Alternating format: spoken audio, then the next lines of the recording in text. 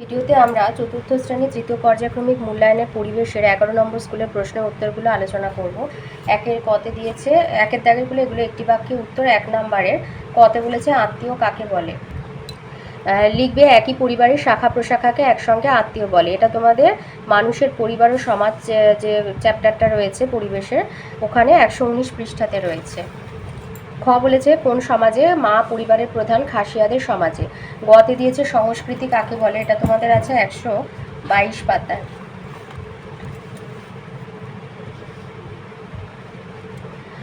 লিখবে যে অনেকদিন এক জায়গায় একসঙ্গে থাকার ফলে সমাজ তৈরি হয়, সেই সমাজের লোকেরা কতগুলি বিষয় একরকম হয়, এদেরকে বলা হয় সংস্কৃতি। তাহলে ভাষা, খাবার, পোশাক, নাচ, গান, উৎসব আর শিল্পকলা নিয়েই সংস্কৃতি হয়। শিল্পকলা এইসবকে সংস্কৃতি বলে। ঘতে দিয়েছে সবার প্রথম কি কি ফসল চাষ করা হতো। গম, বার্লি, যব ইত্যাদি ফসল চাষ করা হতো। উমো বলেছে পাঞ্জাবে কি কি চাষ বেশি হয়। পাঞ্জাবে জোয়ার, গম, বাজরার চাষ বেশি হয়। চ বলেছে কখন বিনা পয়সার খাবার দেওয়া হয়। প্রাকৃতিক দুর্যোগে বিনা পয়সার খাবার দেওয়া হয়। ছতে দিয়েছে টেরাকোটা বলতে কি বোঝো। এই যে টেরাকোটা কি, দাদু টেরাকোটা কি, এই যে এটা দাদু বললেন নরম মাটি দিয়ে নানান মূর্তি বা নকশা তৈরি করা হয়, তারপরে ওই মূর্তি বা নকশাকে আগুনে পুড়িয়ে নেওয়া হয়, একেই টেরাকোটা বলা হয়ে থাকে। লিখবে নরম মাটি দিয়ে নানান মূর্তি বা নকশা তৈরি করা হয়, তারপরে ওই মূর্তি বা নকশাকে আগুনে পুড়িয়ে নেওয়া হয়, একে টেরাকোটা বলে। টেরাকোটা একটা লাতিন শব্দ, টেরা অর্থাৎ মাটি আর কোটা অর্থাৎ পোড়ানো। বেশি তাপে পোড়ালে মাটি শক্ত হয়, শক্ত পোড়া মাটি জলে সহজে নষ্ট হয় না। তো এটা যেহেতু তোমাদের বলেছে 2 নম্বরে, তো লিখবে যে নরম মাটি দিয়ে নানা মূর্তি বা নকশা তৈরি করে পুড়িয়ে নেওয়া হয়, একে টেরাকোটা বলে। একটা বাক্যে বলে দেবে। বর্গিন জতে বলেছে পুঁথি কাকে বলে। হাতে লেখা প্রাচীনকালের বইকে পুঁথি বলা হয়। ঝতে তালপাতায় লেখা বইকে পুঁথি বলে।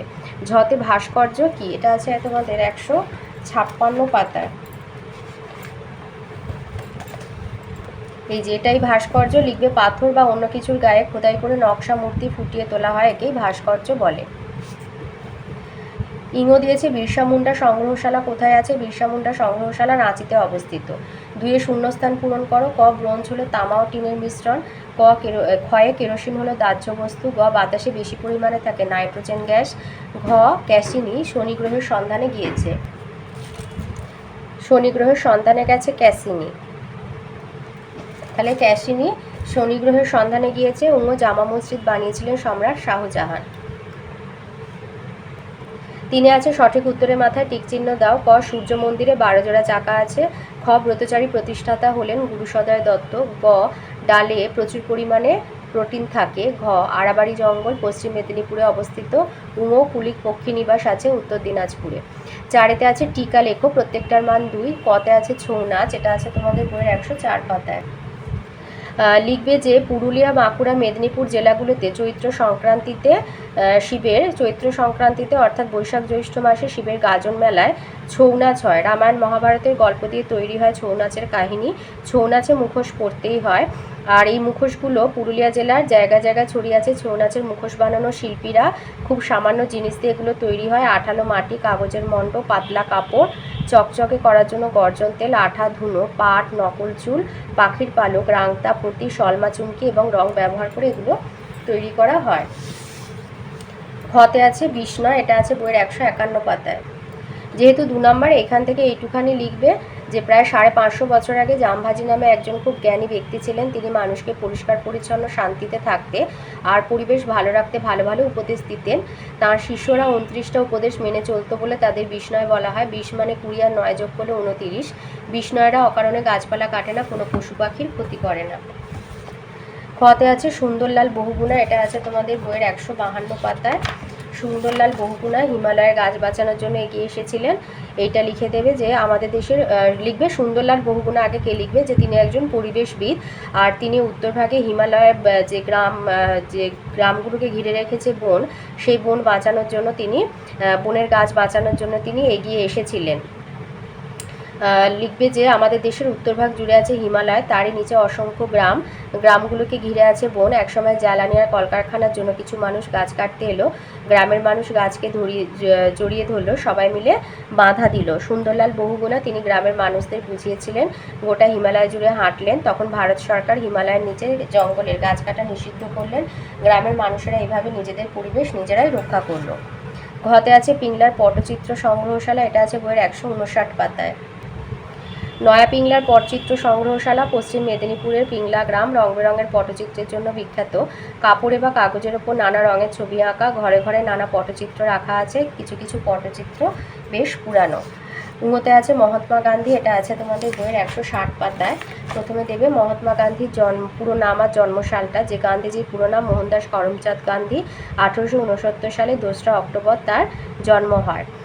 তারপরে লিখবে যে তিনি কেমন ছিলেন। ছোটবেলা থেকেই তিনি ভালো মানুষ হওয়ার চেষ্টা করতেন, এমনকি পরীক্ষার সময় কখনো কোনো সহপাঠীর লেখা দেখে উত্তর লিখতেন না।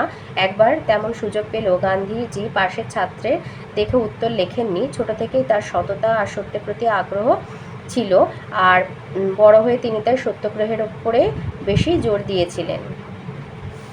এর সাথে লিখে দেবে যে ধর্ম, জাতপাত, সম্প্রদায়, গায়ের রং কোনো কিছু দিয়ে তিনি মানুষে মানুষে ভেদাভেদ করা উচিত নয় বলে তিনি মনে করতেন। আর কবিগুরু গান্ধীজিকে মহাত্মাজি বলে ডাকতেন। 2 নম্বরের আছে 5-এর দাগে আসি। 5-এর দাগে দিয়েছে মিষ্টিগুলো তৈরি হওয়ার জন্য বিখ্যাত জায়গা এবং জেলার নাম। সরভাজা হলো কৃষ্ণনগর নদিয়া জেলা, মিহিদানা বর্ধমান, বর্ধমানই হবে, মনোহরা জনাই হুগলি জেলা, ল্যাংচা শক্তিগড় বর্ধমান জেলা, নতুন গুড়ের মোয়া জয়নগর দক্ষিণ 24 পরগনা জেলা। 6-এর কতে দিয়েছে শাড়ি গান কি, এটা আছে তোমাদের বইয়ের 113 পাতায় আছে। এই উত্তরটা লিখবে নৌকা চালানো, ছাদ পেটা, মাছ ধরা, এইসব কাজগুলোর সঙ্গে গান আছে, এই গানগুলোকে বলা হয় শাড়ি গান। আর ওর সাথে রয়েছে যে লালন ফকির কি বলতেন। 112 পাতায় আছে এই যে লালন ফকির, লিখবেন যে তিনি ছিলেন বাংলার একজন মহান সাধক বাউল। তার কাছে আল্লাহ হরি রাম রহিমের আসন ছিল সমান, তিনি মানুষে মানুষে মিলনের বাণী প্রচার করেছিলেন। ঘতে আছে সামাজিক প্রাণী বলতে কি বোঝায়, এটা আছে 119 পাতায়। লিখবে যে সমাজে আসলে মানুষ সমাজে সবার সঙ্গে মিলেমিশে থাকে, একা একা কোনো মানুষই থাকতে পারে না। দল বেঁধে সমাজে থাকে বলেই মানুষকে সামাজিক প্রাণী বলা হয়। তেমনই হাতি, মৌমাছি, শিম্পাঞ্জিও এরা সামাজিক প্রাণী। তারা যারা দল বেঁধে সমাজে একসাথে থাকে, মিলেমিশে থাকে, তাদেরকে সামাজিক প্রাণী বলা হয়, যেমন মানুষ, হাতি, মৌমাছি, শিম্পাঞ্জি। এর সাথে আছে যাযাবর সমাজ কি, এটা আছে 120 পাতাতে। যাযাবর সমাজ আছে 122 পাতায়। লিখবে একসময় মানুষ শুধু ঘুরে ঘুরে খাবার খুঁজে বেড়াতো, তাকে যাযাবর সমাজ বলা হয়। আর কৃষি সমাজ কাকে বলে, তার লিখবে যে মানুষ যখন চাষ করতে শিখলো তখন থেকে তৈরি হলো কৃষি সমাজ। সমাজের বেশিরভাগ মানুষই তখন কৃষির কাজ করত। গতে আছে বাতাসে থাকা উপাদানগুলি চিত্রসহ ব্যাখ্যা করো, এটা আছে বইয়ের 47 পাতায়। চিত্রসহ বলেছে এই ছবিটা আঁকবে, এরকম কালার বা একটু অন্য কোনো চিহ্ন দিয়ে আলাদা আলাদা করে জিনিসগুলোকে দেখাবে। একে লিখবে হচ্ছে বেশিটা হলো নাইট্রোজেন, 2 হচ্ছে অক্সিজেন, 3 জলীয় বাষ্প, 4 নিষ্ক্রিয় গ্যাস। তাহলে হচ্ছে বাতাসে উপাদানগুলোর, বাতাস হচ্ছে একটি মিশ্র পদার্থ। বাতাস নানা রকম গ্যাস নিয়ে তৈরি, যার মধ্যে বেশি রয়েছে নাইট্রোজেন, তারপরে আছে অক্সিজেন, জলীয় বাষ্প, এছাড়া অন্যান্য নিষ্ক্রিয় গ্যাসের সমন্বয়ে বাতাস তৈরি। আর বাতাসে কার্বন ডাই অক্সাইডের পরিমাণ এতই কম যে তা দেখানো সম্ভব নয়, এটা লিখে দেবে। ওর সাথে আছে যে বাতাস কিভাবে দূষিত হয়। তো বাতাস নানা কারণে দূষিত হয়, বাতাস নানাভাবে দূষিত হয়। 1 হচ্ছে ইঞ্জিন লাগানো ভ্যান গাড়ি, মোটর গাড়ির কালো ধোঁয়ায় বাতাস দূষিত হয়। 2 হচ্ছে সিমেন্টের গুদামের মাটির ধুলো বাতাসে মেশে।